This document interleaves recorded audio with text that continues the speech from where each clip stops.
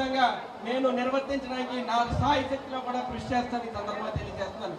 ఏదైతే వ్యవసాయ మార్కెట్ కమిటీలో గతంలో చూసినట్లయితే 2016-17లో ఆనాటి ముఖ్యమంత్రి నేటి ముఖ్యమంత్రి నారా చంద్రబాబు గారు అప్పుడు అభివృద్ధి చేయడం తప్ప తర్వాత వచ్చిన ప్రభుత్వాలు ఏది పట్టించుకోలేదని సందర్భంగా ఒక్కసారి గుర్తు చేస్తాం సోదరులారా. అప్పుడున్న పరిస్థితుల్లో ఆయన ఎంత ఇబ్బందులు ఉన్నా కానీ అప్పుడు రైతులకి ఎంతో కావాల్సిన అత్యవసరమైన పొంత రోడ్లని ఈ నియోజకవర్గానికి 5-6 కోట్ల రూపాయలు పొంత రోడ్లు ఇచ్చిన ఘనత నారా చంద్రబాబు నాయుడు గారిని ఈ సందర్భంగా తెలియజేస్తాను సోదరులారా.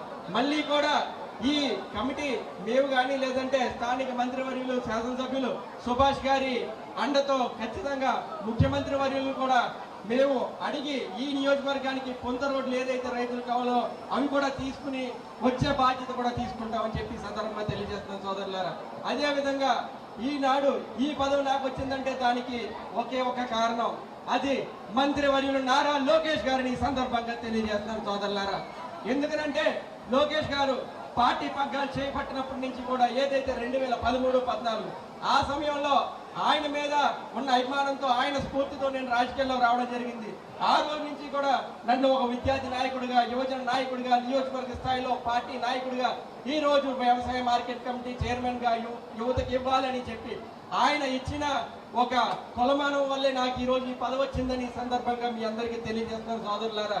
అదేవిధంగా నాకు నియోజకవర్గంలో నుంచి మద్దతు పలికిన ప్రతి ఒక్కరికి కూడా నేను ఎప్పుడూ కూడా కృతజ్ఞతనై ఉంటా అని చెప్పి సందర్భంగా తెలియజేస్తూ ఖచ్చితంగా అసలుకే కాల సమయం అయింది కాబట్టి నాకు ఈ అవకాశం ఇచ్చిన మీ అందరికీ కూడా ధన్యవాదాలు. Thank you.